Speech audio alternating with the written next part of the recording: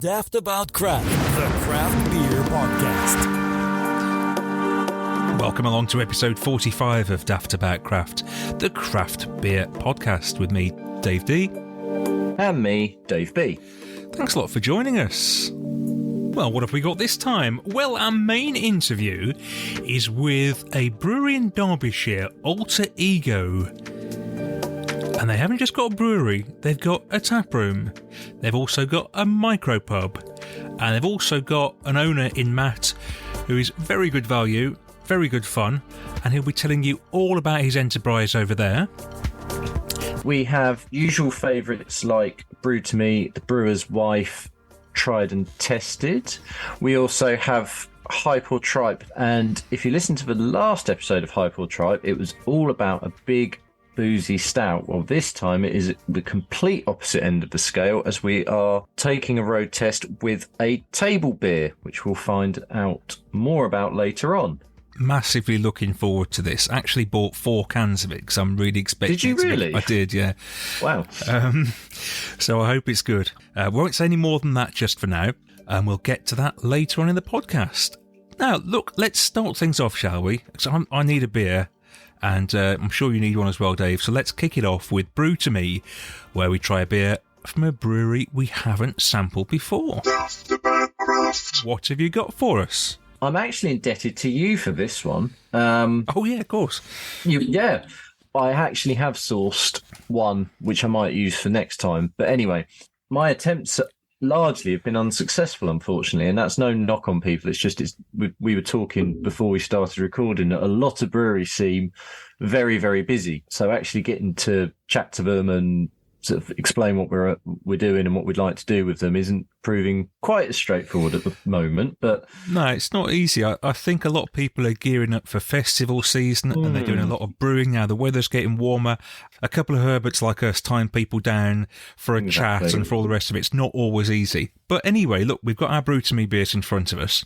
Yes, well, one person who did very kindly interact and have a chat with us was Daryl at G3 Brewery. This is their first beer. G3 are brand new to the scene.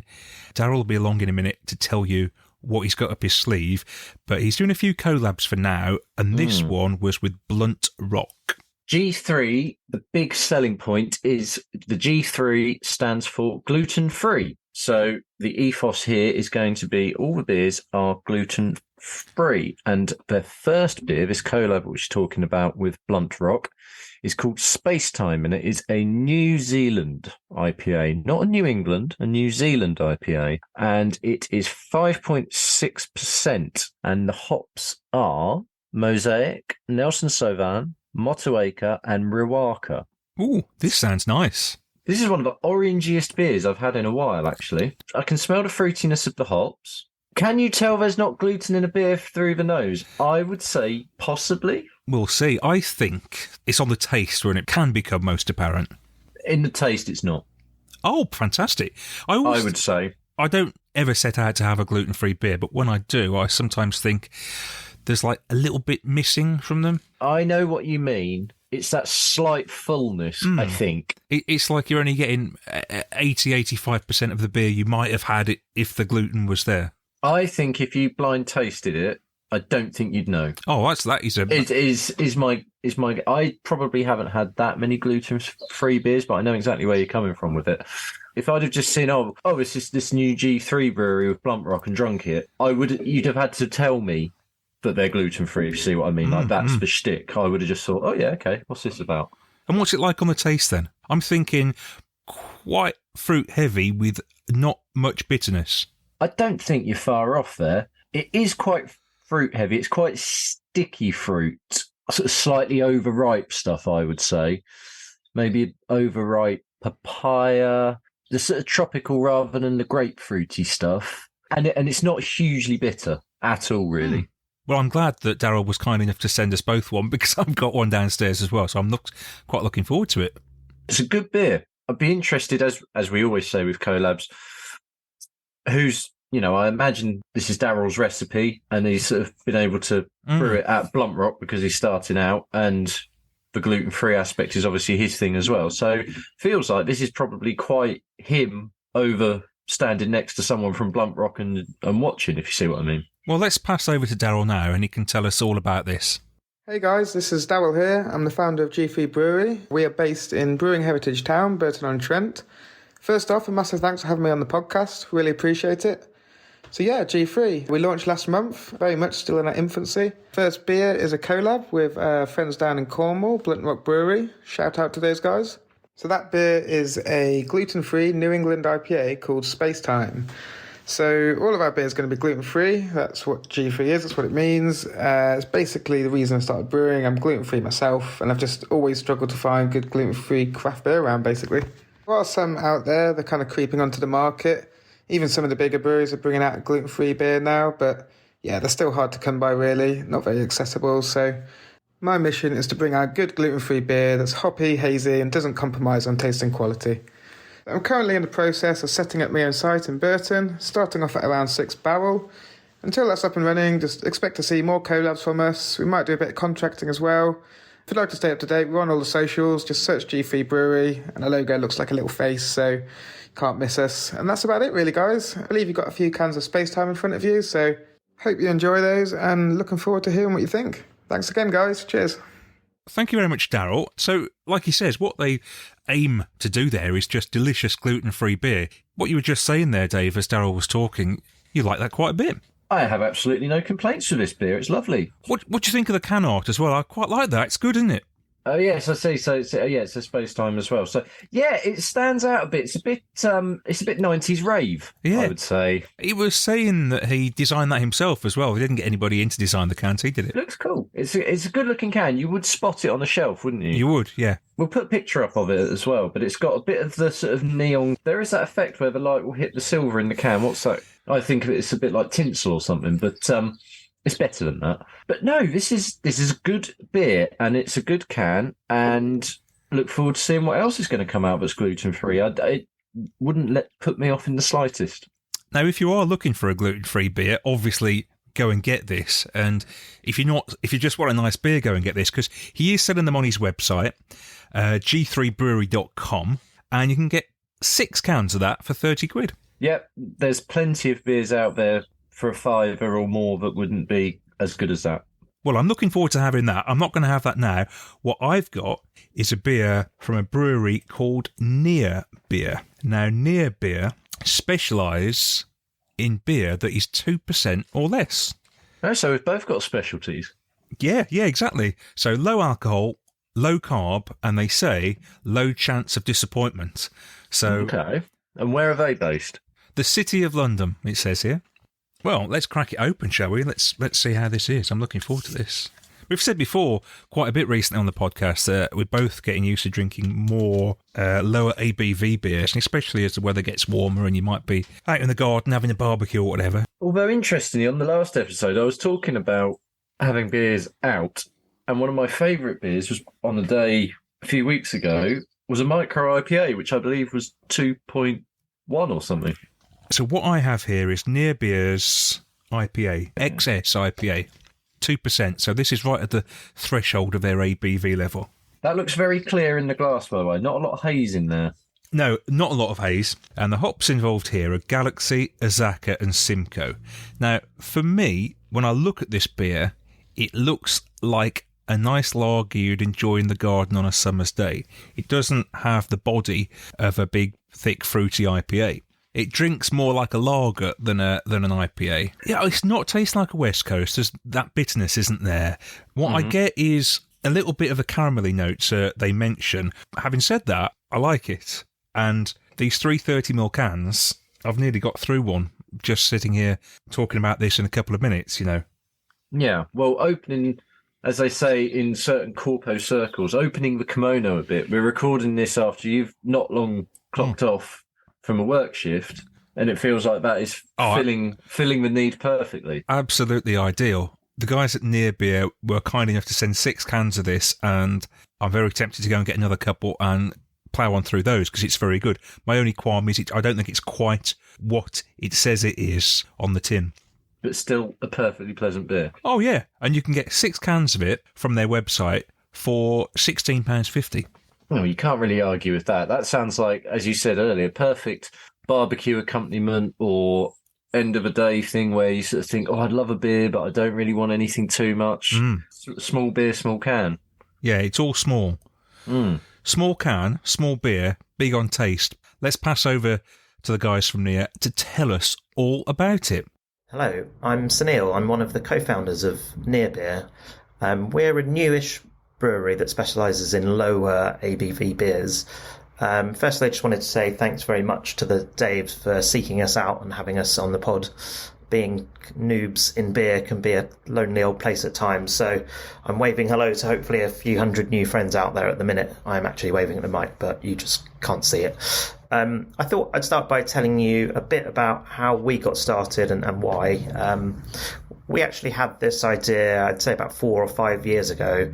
There's 3 of us who run Near Beer, myself, Tom and Berin. We were all starting to sort of dabble in low alcohol beers, being blokes of a certain age. You know those times where you kind of fancy a few, but you've got to drive later on, or there's a sunny pub bench kind of staring up at you, but you know you still have to go for that run later on. Anyway, we kind of ended up tasting loads of what was out there at the time, and the ones we kept going back to were like the Colonel Table Beer and a couple of the ones from Small Beer, who I think were quite new at the time as well. And these beers were all kind of around 1 to 3%, which just felt like you could pack in a load more flavour without it being too boozy, so you could still kind of have a few and then get on with all that boring life stuff. And around the same time, myself and Berin had been homebrewing for a few years, actually at a now unmentionable homebrew club in Bermondsey, and I'll leave that there, but if you know, you know. We were knocking out what we thought was some decent IPAs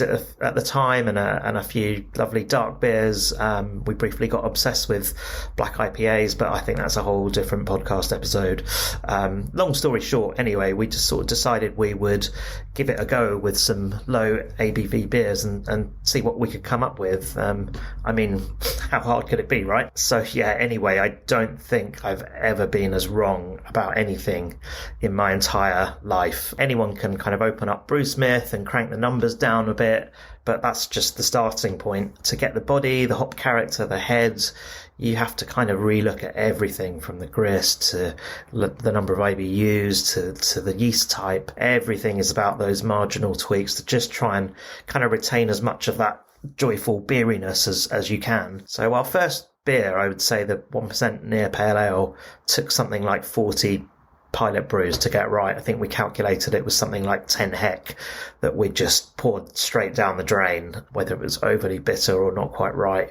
But we got there in the end, I think, and I think we've got some great beers that we've landed on. So just to briefly talk about the kind of Near Beer brand itself, Tom and I have both worked in ad agencies, so obviously having a good brand is really important to us. And we sort of felt that a lot of those no and low alcohol brands were focusing on stuff like abstinence or telling you what you were missing out on or that you're better off if you don't drink. And we didn't feel like that was striking a great note, to be honest. If you're down the pub with your mates or having a sunny barbecue, then you want it to feel a bit more fun than that. So Near Beer is very much about sort of celebrating great tasting beer that just happens to be lower ABV. So when you see our cans, when you see our ads, they're really upfront about what's inside because there's nothing to hide about it.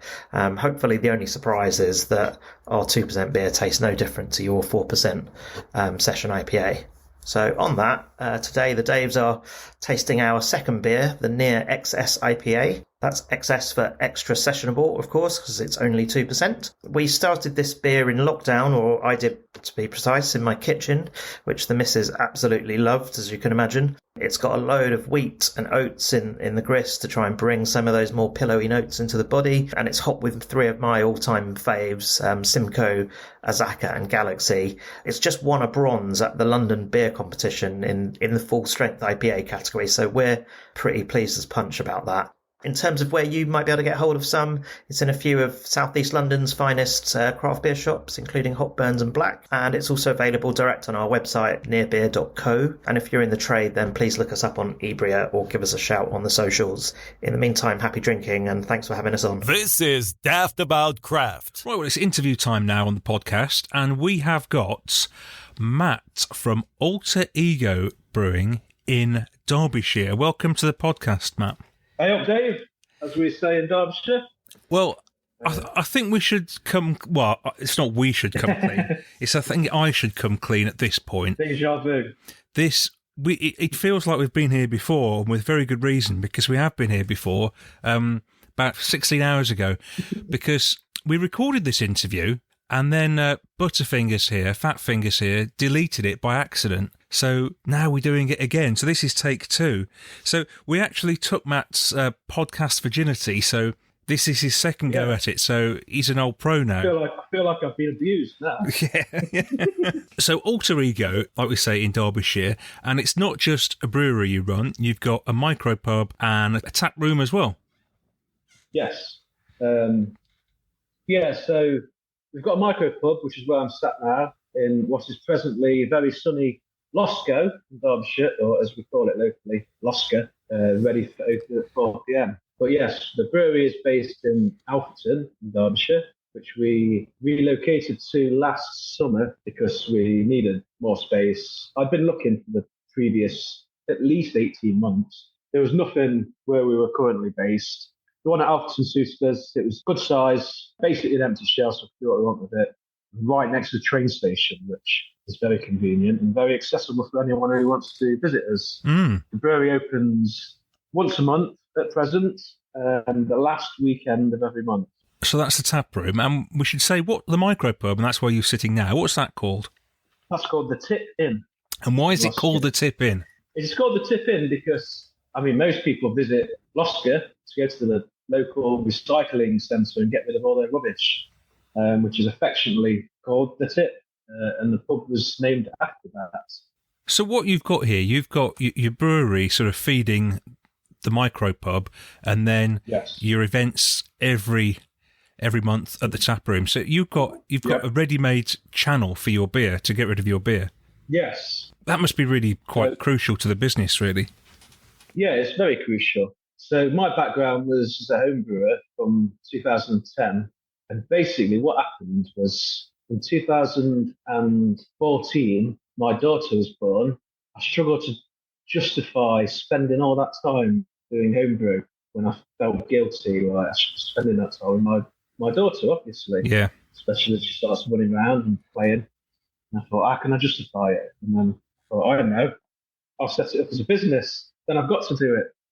And so the brewery was started in 2018 on a part-time basis with a 2.5 barrel brew kit. And it continued in that way for not as long as I anticipated it would, until the beginning of 2020, when, whilst driving past the micropub I'm currently sat in, which was open at the time, I said to my wife, if that ever becomes available, I'd be interested in that. And then it just so happened, after talking to some other people in the local area, that the previous owners were looking to sell up because they moved into another premises, another pub in the local area, so they were looking to sell this one. So as fate would have it, written in the stars, that was, wasn't it? Yeah, exactly. So that allowed us to make that plunge to concentrate on the brewery full time with micropub. Since then, we've expanded from a 2.5 barrel kit to 6 barrel brew kit, which was Pentrich Breweries. I think it was their first kit. Oh right, okay. It's as far as I'm aware, I'm the third owner of this kit. Right, that's interesting. Yeah. So how much of your beer do you reckon you sell through the micropub and the tap? Just to give listeners an idea of the volumes involved here and how much beer gets elsewhere. Most of it gets elsewhere, but I would guess probably 30 to 40% of it just goes through our own taps, essentially. Yeah. The taps that we own, which is vital. Just gives you that security, doesn't it? Yeah, it takes the stress off. We don't do any sales calls as a brewery. There's only 2 of us full time in the brewery. We send like a weekly email out. People want beer, they say, yep. Yeah. So here's an interesting one. The type of people you get in the tap room and the type of people you get in the micropub, in my mind, they're 2 quite different sets of people. Is that how it is in reality? Sets of people, I would never like to comment on the type of person. Yeah, you know what I mean. The type of drinker, yes. Yes, okay. They are definitely different, yeah. Yeah, it's definitely more keg-led at the brewery. Because people are much more interested in the keg offering there than they are at the micropub. Micropub is much more cask-driven. I don't know why. I suppose like people who visit breweries, their bars usually do have kegs, so there's kind of that association that if you're going to go and visit a brewery, then In my head, I think the people that go to tap rooms are more fanatical about drinking their beer sort of right at source, as it were. And the people who go to micropubs, they're just people who want to drink, you know. It's definitely a different type of drink. Yeah. It's just make things interesting. And it's definitely pushed us as a brewery to do more keg, because we only have one flagship keg beer, which is 4.5% hazy pale called Forcefield. And that's the only one that we ever have readily available. But when you've got 8 keg lines to serve from at the brewery, you need to make sure you've got some keg beers available. So it's definitely pushing us to explore. I'm a fan of going to a brewery that's got a wide range of styles. You just don't want offering anyway. You don't just want a dozen hazy pales on the lineup. No. So it's nice to be in a position where we can brew beers that. I mean, we had a strong mild on keg for the last opening, and we'll have an Hefeweizen for the next one, which are very good beers. Yeah, they haven't got that sort of popularity that 4 and 5% pales have, and then people do like that. We've had comments where people come and say, "Oh, it's nice to see a range of different styles." Yeah, I just sort of thinking when I go to tap rooms, you know what, you want to see a bit of everything, don't you? Maybe somebody's driven there and they want a session beer, but you're not driving, so you're happy to have a 12% imperial stout. You want to mix, don't you? That's it. We did a table beer, which was our first special of this year that went into keg and can, and that absolutely flew out of keg. I suppose it was right time of the year, but yeah, if you do get people who visit tap rooms, that makes for a good experience, good tap room experience. I say tap room, but it's collapsible benches and chairs in an industrial unit. It's not a permanent fixture. So to me, that's if you've ever been to like track, it's not like that. I don't get that impression. That is a lovely tap room. That is like a permanent fixture that I believe is open permanently. It's not really like that. At the minute, it's a pile of. I think you're misselling this. I think you could call it a rustic, authentic experience of a tap room. I reckon that. I like to refer to it as a brewery opening. Yes, yeah. And that's all a lot of these places are, isn't it? It's some benches and a few tables. Yeah. But I love that. It's all part of it. You almost feel as though you're part of the brewery when you go there, and some of the kit's been moved to one side to fit the seats in. Yeah, and stuff. definitely. I like that. Yeah. I'm often working behind the bar at the brewery, but not always. But I'm usually present at the open, and you catch people's conversations. I don't interject or anything. I'm just a bit of tab hanging, as we call it. Yeah, there's nothing better than listening to people. Yeah, and I've heard comments where people say like, "Oh, it's nice to see it. Like it's a working brewery, and shifted stuff out of the way, and stuff's been piled up out of the way." So, but yeah, people do like that. Now, as I said at the beginning of this is take 2 and our second recording of this interview, and Dave can't be with us as we're talking this time. He was last night, but then I deleted the audio file. But by the miracles of modern technology, he has got a couple of questions. So, Matt, what would you say makes an alter ego beer, and what sort of beers have you enjoyed brewing the most, or what have you taken the most influence from other breweries on your journey to get into where you are now? Obviously, every brewery wants to make the best beer they possibly can. I think one of the main factors that differentiate brewers is their palate. For instance, we may brew a style for the first time, we've never brewed before, and we'll taste it, and then I will have an opinion on that as the head brewer, and I will tweak it to where I want it to be based on my palate.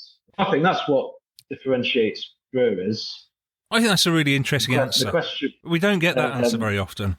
I mean, there's a lot of science in brewing, obviously, but I do see a lot of merit in comparing it to cooking. There's some of the same terminology used, recipes, and at the end of the day, it comes down to the taste of it. And you can't please everyone. You're kind of trying to make the best interpretation of a beer or style that you can based on reaction to it, your palate. And I would say an alter ego beer should be very drinkable. That's what we aim for. Whether it's a table beer, which obviously shouldn't be very drinkable, or a imperial stout. Balance, true to style. We appreciate all the styles that that have come before the modern craft revolution, if you want to call it that. So we do best bitter in cask. We use fuggles, and we're trying to make a very drinkable, approachable, true to style best bitter. We didn't hit that the first time we brewed it, and it's had many iterations where we've got it to the point. Basically, this is where that head brewer founder's palate comes in. Basically, to where I want it to be. And also, you go beer. It's a difficult question. The other opinion I have about beer is that it should be obviously very enjoyable, but it's like a social glue, isn't it? You come together with your friends, you have a drink, and you sit there and drink the beer, and you chat, whatever, put the world to rights, and you don't really mention the beer unless there's something wrong with it. I'm very much of the opinion that when you have a beer, it's not just about the beer. There's so many different things coming together. Where you are, who you're with, what you're eating. Yeah. It's not just the beer. And like you say, you only really notice the beer. And your mood. You only exactly. If it's wrong, they always say about a drummer in a band. You only notice the drummer if they're doing something wrong. They're just there and they're part of it. But, yeah. As you can tell, I'm not a salesman because it's not like. No, you're doing a great job. Basically, the beer's just there, and it's there. It is literally brewed for people to enjoy. And I am trying to make the head brewer, trying to make the beer the best it can be. Perfection is very elusive. I'm fine with that. I don't think perfection is attainable, but to strive for it is a good goal. Striving for perfection is something that keeps you motivated and keeps on wanting to do what you do. Yes. Yeah, definitely. You've always got that goal of that unachievable goal of having perfection, because you're always going to be your own worst critic as well. A lot of brewers are, aren't they? Yeah, exactly. And it keeps you on your toes. Yeah. If that's your attitude to it, you're not becoming complacent, sticking with it. Yeah. It's one of the things that is the benefit of having a micro pub and working behind the bar in the micro pub and working behind the bar at the brewery is that I'm always trying our beer, always constantly trying our beer. Yeah, I mean, if you were just making beer and shipping the majority of it out, you don't know. Yeah, which is how we started. You kind putting of beer into cask. You're trying it out of the FV, and then you're backing it into cask, and then it goes out. And it's all blind, isn't it? You've got to get to that pub. Obviously, you've got to go to one of the customers and control freak, I suppose. Yeah, well, if you can't be a control freak about your own product, what else can you be? Exactly, yeah. Right, I think Dave has got another question. Now, so Dave's in Staffordshire and I'm in Suffolk. We haven't actually had any of your beers yet, which is a bit odd. Usually, we've had beers from our interview before we actually speak to them, but not on this occasion. That's no problem. But you sort of seem quite set with where you're getting them out. They're out sort of locally at the moment. Is that a conscious decision? Did you want to sort of get them out further in time, or are you sort of quite happy just organically expanding, which is something we sort of find a lot of breweries do these days, rather than trying to reach for the moon too quickly? Okay, yeah. Well, I'm very happy organically expanding. That is what I would say we've done from day one. We've always increased our capacity to the demands that we have. And yeah, I'm very happy to grow organically. I'm also very happy just to supply our local area. We're not massive, and there's only 2 full-time employees. It's very hard work, but we're very happy to supply our local area and get a reputation locally. We do put our beer in small pack into cans, and they do go all over the country. We're wholesalers, certain wholesalers, somewhat of a shop at the minute. It's at the minute, because we, like I said earlier, we relocated the brewery last summer. So we've been going through planning and licensing and applying for licensing for the brewery. Obviously, anything that gets sent from the brewery to consumer in their house, member of public, we need premises license. So we've only recently got our planning approval back. So the next step is to apply for that licensing, then set up our web shop. Before we moved, we did have a web shop. Yes. We had all that in place. But cask is very much our local area. We deliver ourselves around Nottinghamshire, Derbyshire, Leicestershire. But we work with a couple of wholesalers who distribute further afield, so Diverse, who I believe are based in Buxton, and Liquorman, based in Lichfield. And they, I'm guessing, have supplied Staffordshire, I'd imagine. And where was the other Dave? Suffolk. Yeah, I'm sort of in South Staffordshire, so technically I should be able to get your stuff here. I'm going to have to look a bit harder, but Dave's in Suffolk. He doesn't see it down there very often. No, not really. I know Diverse have shipped, because they ship pallets out as well to their customers, and I know they've shipped some of our beer on a pallet to Norfolk, to Norwich. That's about as close as I'm aware of. But with kegs and small pack, because they can go through the courier network, you're never quite sure where they end up. Yeah. Quite surprised when you look at Untapped. I don't look at it too much, but when you look at it, you're quite surprised where it's ended up. It is. Yeah. But I never get tired of that feeling. Really, it's always good to see.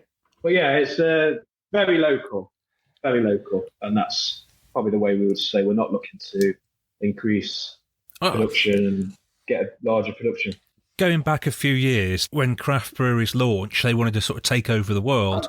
Now that's changed, and people are very happy to just serve their local community, build up a really good relationship with them, and prosper in their local area. Yeah, community is very important to me as a person, and the pub and the brewery as businesses. It's every pub has regulars, and knowing those people, providing them with good beer.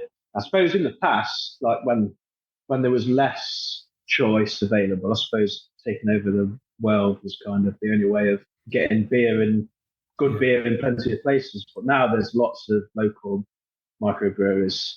I mean, not as many as there have been, because there's been lots of closures. But now there is lots of microbreweries. I think that emphasis has become on more supplying your local area and building a community and fostering that community.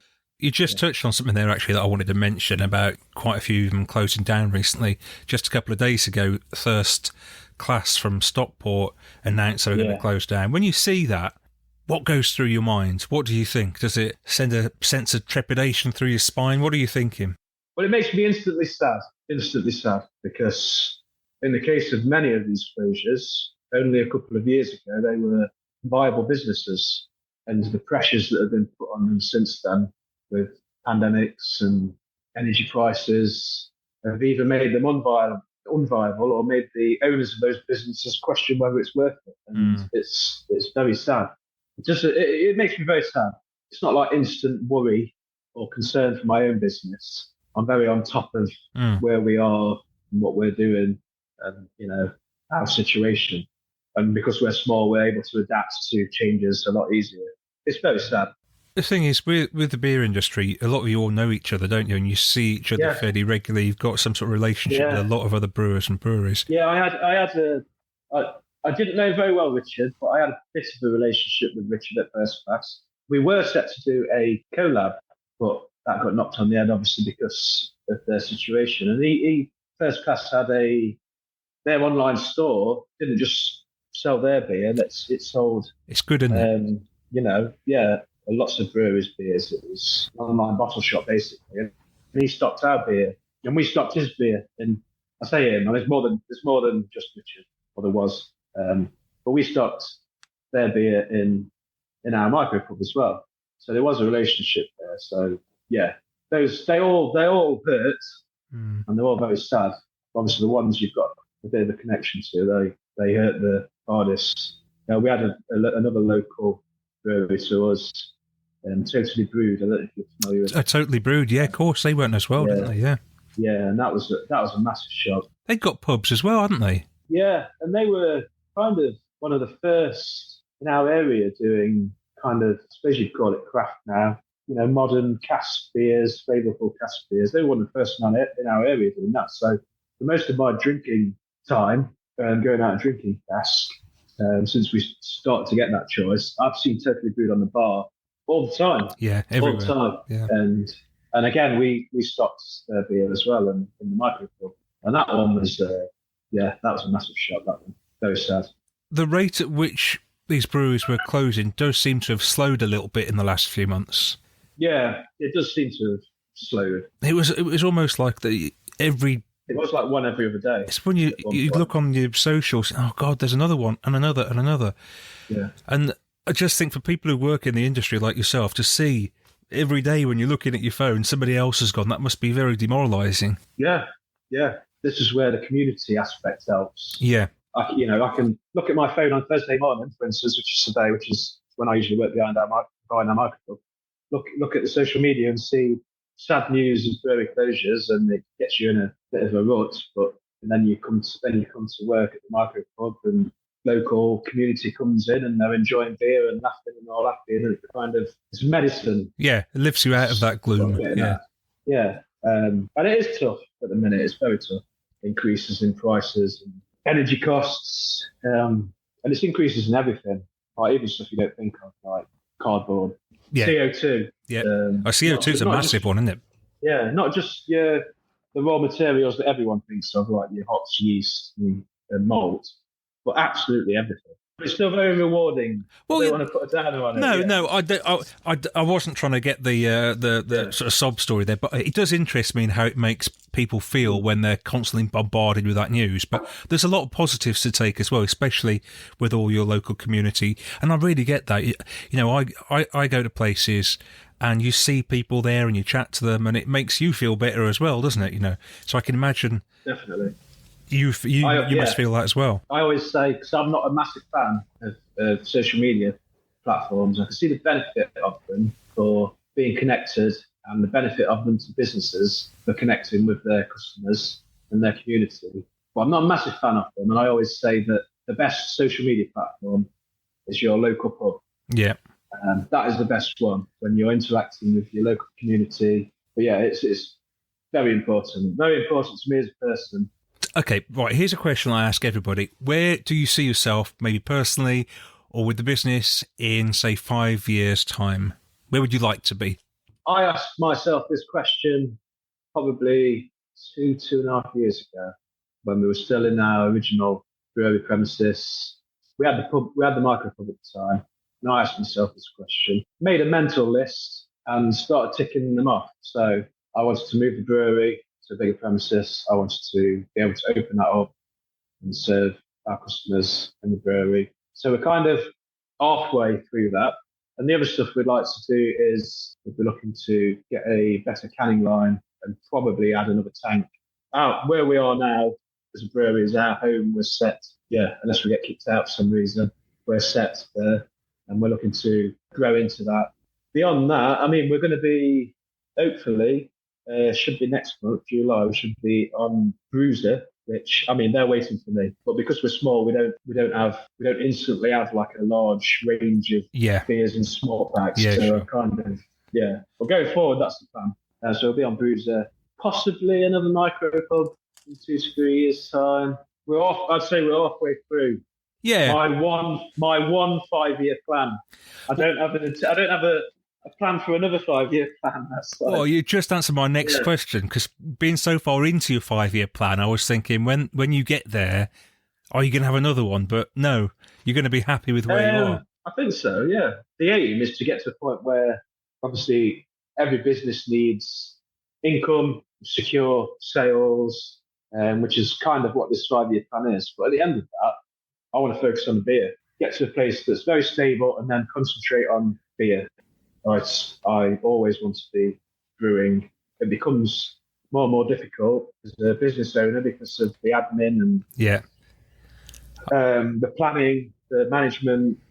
But I try minimum once every 2 weeks. I still brew, and ideally I brew every week, once a week. I think that's really important as well, because, like you say, when you're not just running a brewery, you're running a business, and you become a businessman. And if you're not careful, you lose focus on the thing you actually started the business for, which in this case is the beer. Exactly. So you want to stay in touch and brew it. Exactly. That's it. So if you want to leave our listeners with your final thoughts, what would you want to say to our listeners? Okay, so as we are all very well aware, it's a tough time for all small independent businesses. So my message would be, go out and support your local micro pubs, bottle shops, breweries. You will literally make their day. And people can find you on all the social media platforms as well. Yeah, you can find us on social media platforms. The brewery is very close to the train station, so if you want to come pay us a visit, that would be fantastic. There's nothing better. Like I said earlier, the pub, this sort of environment is the best social media platform. And there's not a lot of places that exist in society now that you can gather as, a group of strangers and chat and, debate and discuss things and share stories or music, Long live the micro pub, eh? Long live the micro pub. Long live the pub. Daftaboutcraft. Right, it's tried and tested time now, where we have a look at what we've been drinking since we last spoke to you and see what we've enjoyed the most. Dave, what have you been enjoying? Well, it turns out, looking at my Untapped at least, not all that much. Oh. It was a surprisingly short list, which was a bit of a shame because it feels like I've not sort of been abstinent since the last episode or anything. But What have you been doing then? I'm not quite sure. I think I've sort of had a couple of occasions where I've been out and had things, and then either I've forgotten to check in or I've perhaps just been drinking stuff that isn't worth checking in, if you know what I mean. No, yeah. Anyway, but this very much was, and there was a bit of a tie-in actually, because the day job is nothing to do with beer, but by chance there was a bit of a connection, and there are some American people who happen to bring beer over from time to time because they are involved in brewing it, and that brewery is Whitman Brewing Company in Saratoga. Whoa, you're mixed in interesting circles these days. Never told me about this. So, well, when I first started this job, there were beers from this place there, but because I didn't want to be presumptuous, so I left them alone for ages. Well, anyway, now I've got my feet under the table. When they turned up, I didn't get to meet them, unfortunately, because I'm definitely angling to get them to come on the podcast at some point. They did leave beers and they did leave hats. I obviously have a hat. Shameless. And yes, they left beers, and it said, "Oh, you should give one to me," as I do a podcast and whatnot. So the beer in question is called The Sleepers, and it is an imperial stout, only 8.5%, which is, I feel, quite low for an imperial. However, it didn't taste low. It's the classic coffee vanilla mix, but it just had a little bit extra to it. It was just really well put together. You sort of got coffee, but it didn't go full sort of roast bitterness and dominate. And you got vanilla, but it didn't go full sweet lactose and dominate. Just really working nicely together. And so I'm hoping that next visit from Whitman's, they might leave more beer.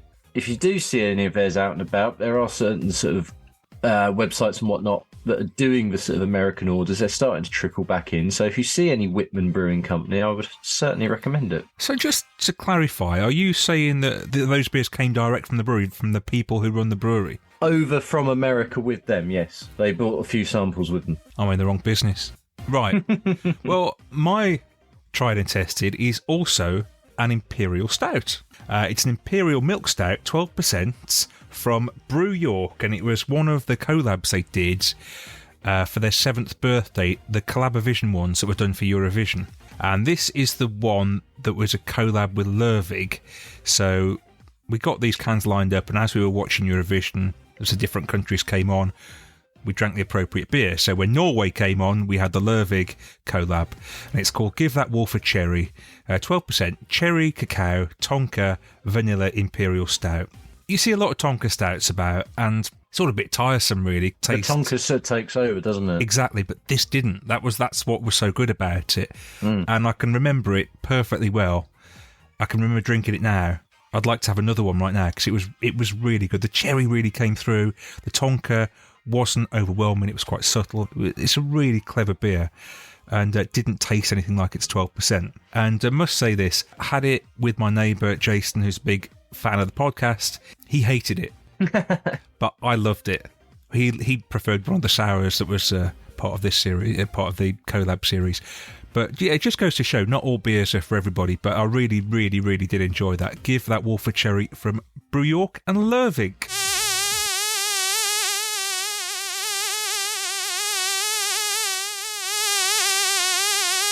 It's Bank Holiday Monday, the 29th of May. It's around 6 o'clock in the evening, and we just happen to be going through a place called Oswestry on the England-Wales border. and it just happens to be a really good venue here for beer, so we thought we'd pop in. It's an award-winning pub called the Bailey Head. Got a big selection of craft beers on keg and on cask, so we thought we'd come in and try a couple. Beer I've got in front of me right now is a brewery we've been speaking to a bit recently called Big Trip from Manchester. They're going to be coming on the podcast fairly soon, and the beer I've got from them is called We Are Your Friends, a vegan beer on keg, 4.6% session IPA, going down very nicely. Lisa's got Hells from Ampersand next to me here. They've got loads of stuff to try. The various other Big Trips. They've got some Glasshouse. They've got Burning Soul from Birmingham. They've got Turning Point's Yellow Matter Custard. They've got some Pomona Island on keg and on cask as well. They've got a Session Bitter from Pomona Island on cask. They've also got a massive stout, which was a collab between Emperors and Torside and Heist and Elusive, which was been out for a few weeks now, 10.6%. Might try that. But this is a great venue. It's actually really quiet at the moment, which is why you're not hearing much background noise, but it's a lovely atmospheric, really old pub. But they do this massive selection of craft. They've even got, I can see from where we're sitting, they've even got a fridge there full of craft cans. Around the other side, we walk past another fridge full of cans. There's benches outside, like on a square when the sun's shining. There's plenty of people outside, actually. But we thought we'd go for the quiet option and come and sit inside. A really great venue. I can imagine when there's a lot of people, it's really, really great atmosphere in here. Really glad we came.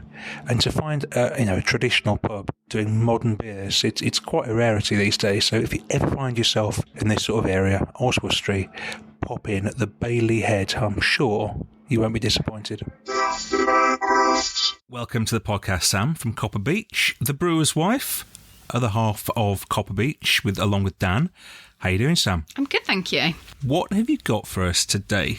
Okay, so today I'm actually going to go way back because this is quite a funny story to look back at now.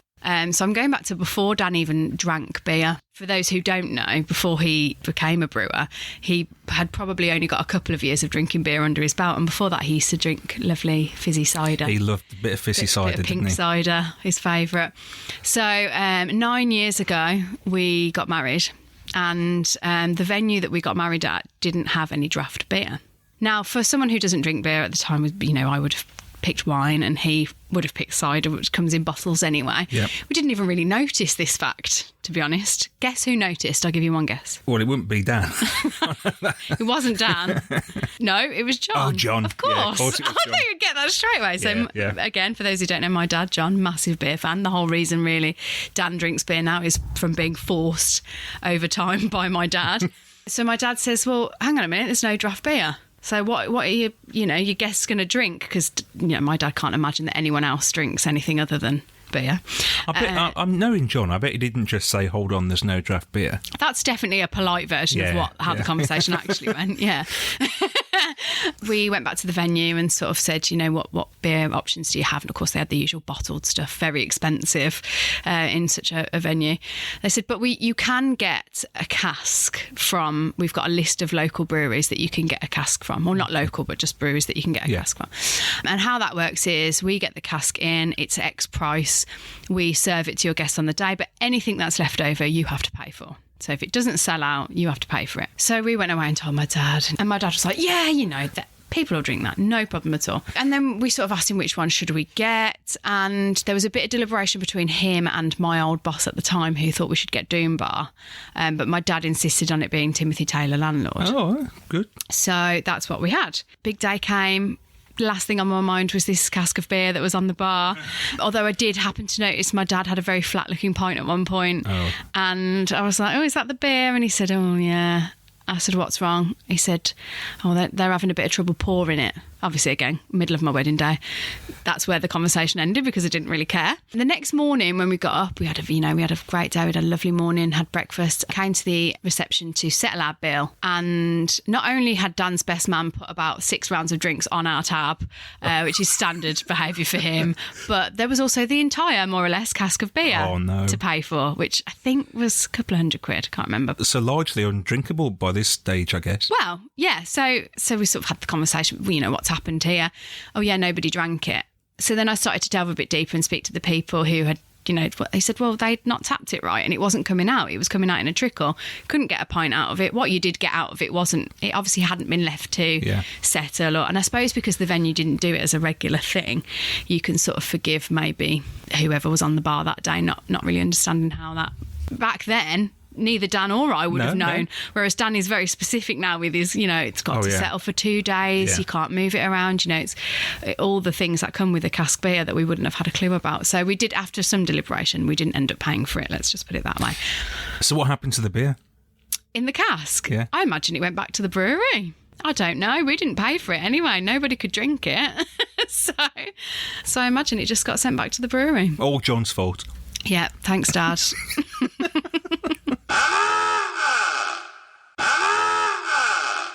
Hi, Dave and all Daftaboutcrafters. This podcast update comes from my evening dog/baby walk, which is at 9:30 on a Saturday evening. My goodness, how my Saturday evenings have gone down the toilet in recent years. So if you hear traffic noise, dog noise, baby noise, you know what's going on. Anyone ordering over the next couple of weeks, 2 weeks from the podcast release, as long as you put in Daftaboutcraft in the notes on the order at the cart stage, we will add 2 extra cans in your order. This week we're adding some Neon Raptor, which is the 3 different versions of their Vanilla Ice fruited sour. Also the freshly canned 2x2 pale patterns, which is really excellent stone fruit pale. We've also got some Vaux in, a couple of cans from them, including a collab with Phantom. And finally some Rig and Furrow back in stock, which is really good to have land beer back in, Run Hop Run, the core pale, and also the newly canned Best Bitter Houndstooth. Last thing to mention is that we've expanded our postcode range, well, locally to us. So if you live up here, you may be included now. We now include any 15, any 21, any 39, any 40 in our range. And also, as part of this, we're kind of running a referral process. So that just covers anything, courier orders or local deliveries, whereby you can refer a friend to the website. If they mention you on their order in the notes, you'll both get a 15% off voucher. And to all of you who haven't ordered from us before, I would just say you get on the website, have a look at all the breweries we've got on there, all the different styles, and we'll think we're really, really competitive on a price point, and we'd always welcome new custom. So you can pop along to hopsatHome.co.uk to order. Cheers. And now it's time for Hype or Tripe. Well, on Hype or Tripe last time, like Dave said earlier on in the episode, we had a massive stout, both enjoyed it, and right to the other end of the scale now, it's got a 3.4% table beer. Why is it Hype or Tripe though? It is this brewery's first ever table beer. The other reasons I think you can explain better. Well, let's say what it is first. We haven't said who the brewery is. It's Vault City, who've had lots and lots of mentions on this podcast, mainly from me, bigging up all their massive, crazy fruit sours and their nutty stouts that don't come out of the bottle, all of this sort of thing. But they've done their first table beer.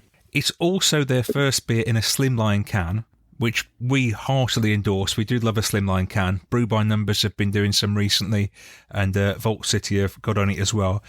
It's got brand new artwork, the like of which we haven't seen from Vault before. So it's all going on here. And this beer isn't just a table beer at 3.4%. It's called Peach Iced Tea. So this is going to be interesting. I guess it could be. I was waving my can around and now it's fizzing up all over the place. I guess there's a chance this could be a bit on the sweet side.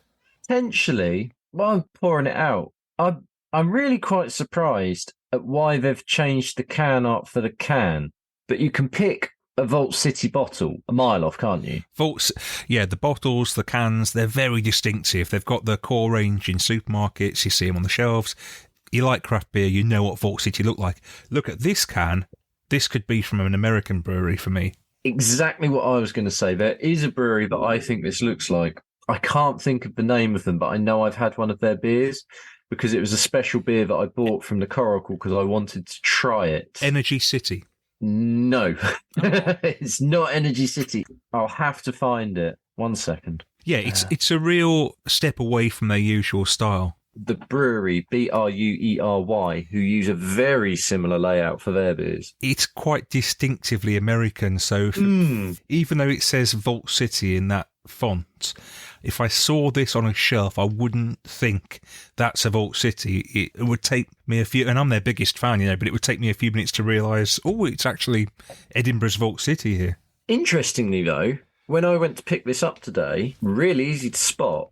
I don't know if that was because I was it was in my mind that was the beer I needed to go get, but I found it ever so easily. It was, oh yeah, that's the one, straight away out the fridge. No sort of hunting. So perhaps it works. And before we go into tasting this beer, Dave, you popped in for one 330ml can, which was this one. And what did you leave Hopsters in Ipswich with? I think I left with about 9 beers. So instead of spending about £4, you spent about 60 quid. Pretty much, yeah. If you're a new listener to this is what happens to you. And the worst bit is, I knew it was going to happen as well, but I was completely fine with it. I went in, I thought, you know what? Haven't been into Hopsters quite a while. I'm going to give them some money. And I did. When you're in that kind of mood, it just sort of happens. I was straight away excited because I got a bit of a nudge to say, oh, I've got some new stuff in. Do you want to have a look? And I was sort of like, oh, okay. And then it turned out Ed, who is the owner of Hopsters, said, oh, yeah, we're sort of trying to do a bit different now because obviously everyone can order from web shops, which we've talked about and we do. So we're getting some stuff from a bit further afield again now, which is great to see. And hopefully that's going to be a bit of a sign of things to come wider because it'd be nice to get those US and those European beers back in more. And anyway, they had some stuff from a French brewery who might feature with a bit of luck on the next episode. So stay tuned for that. Which will be fascinating because when you say France, obviously you think of wine, not craft beers. Yeah, or Saint Omar, the 250 stubby. Fascinating if we can get hold of them and also to see what this beer's like. Anyway, we digress. We've both poured this out. Tell you what, for a 3.4% beer, goodness me, the colour on that and the viscosity of it. Ooh, yes. Don't use that word very often. So. But no. And the smell as well. Very heavy peach. Not sweet peach, though, is it? No. Oh, no, not at all. Now, Dave's putting faces. Is this too tart for you, Dave? A little bit. I'm going to keep with it because I know there's always that initial thing with me with a sour where it's too much and then it might mellow out. And to be honest, it's probably not that sour, is it? As an aficionado like yourself, it's not that sour, probably, is it? I don't think so. Yeah, next time you're over, we'll crack open some real heavy sours. No, I would say it's tart. I would say it's tart rather than sour. I sometimes wonder because I've had so many sours that I just sort of become accustomed to the sourness. Now the description actually. Front of the can says peach iced tea table beer. Now, I had in my head what I thought that would be. I thought that would be peachy and light. And yes, it comes from Vault City, but they're calling it a table beer. So I'm not necessarily expecting a table sour. Back of the can, our first ever table beer comes in the form of a super crushable peach iced tea sour. Fair enough, because it comes from Vault City, I should expect that. But It doesn't say it on the front. On the front of the can, the word sour isn't there. So you've got to go into the small print to find the word. Yeah, conditioned on sweet, juicy peaches and steeped black tea. Refreshing, dry, and sensationally balanced. Now, do you get any black tea? I love a nice cup of black tea. I take my tea with no milk, no sugar, drink a lot of black tea. So that is my bag. Your tea bag. I mean, it's my tea bag. It may well be in there, it may not be. I've no idea.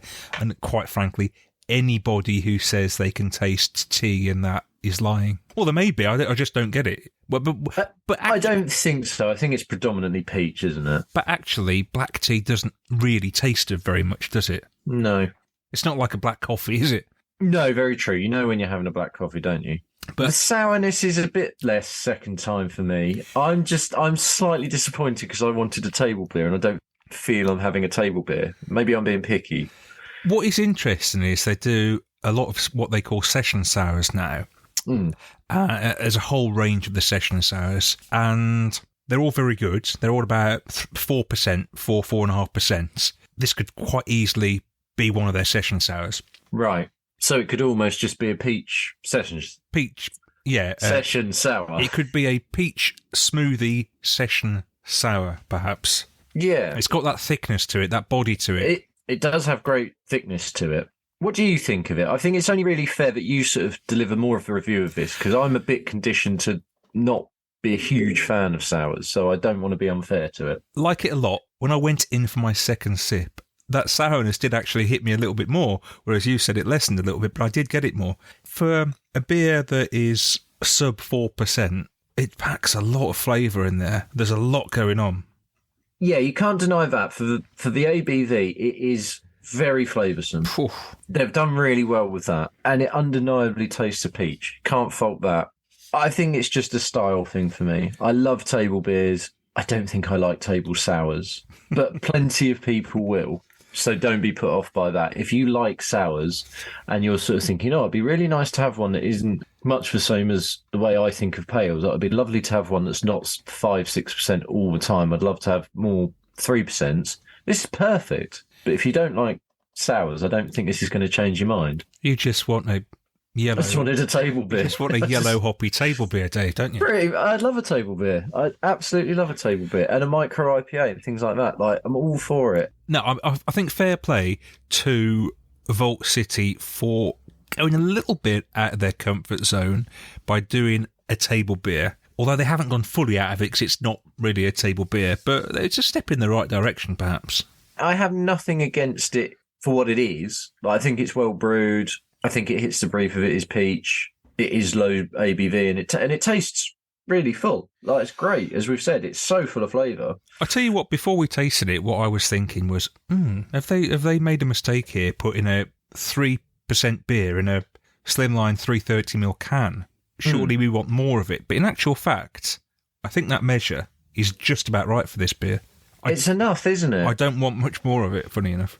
If you were ordering that in a bar, you'd, half to 2/3, I think? You'd probably be quite happy, wouldn't you? I wouldn't be wanting a pint of that. No, not at all. Well, I wouldn't, obviously, but I don't mind it. I think the final word should go to you in I'm never going to love this beer.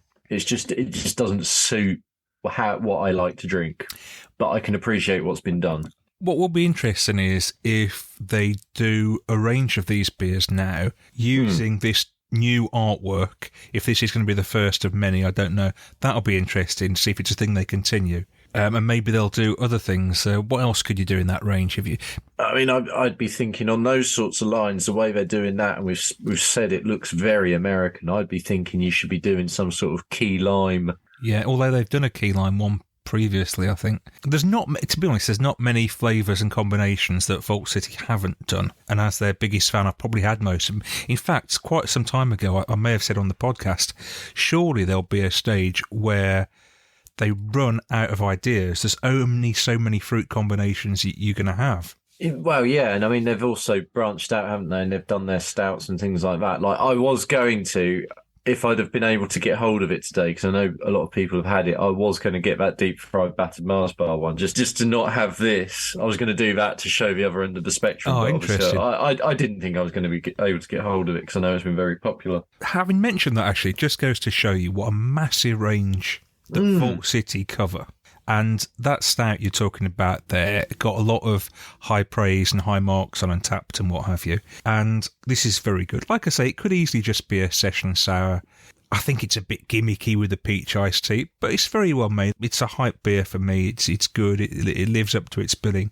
It's just another demonstration of what Vault City can do, and they're not one-trick ponies. You know, they can make all sorts of beers. Do you remember that sour IPA they did that we had? Yeah, that was good. I mean, they've featured on Hyper Tribe before. We did the ones where they used the same recipe, didn't they? And they absolutely nailed one of the two, and then the other one didn't work. I can't think of what it was now. Yeah, for me, it's the hype category.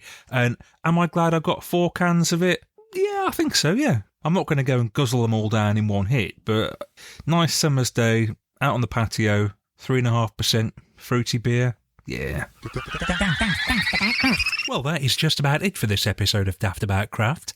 Many thanks for listening. Hope you've enjoyed what you've heard. Don't forget to follow us on the socials, Facebook, Instagram, Twitter. We're on all of those, so check us out. If you want to email us about anything, it's daftaboutcraft1@gmail.com. And we will see you with our next episode the week beginning the 19th of June, when, amongst other things, we'll have an interview with Artifact Brewing Limited from Bury St Edmunds.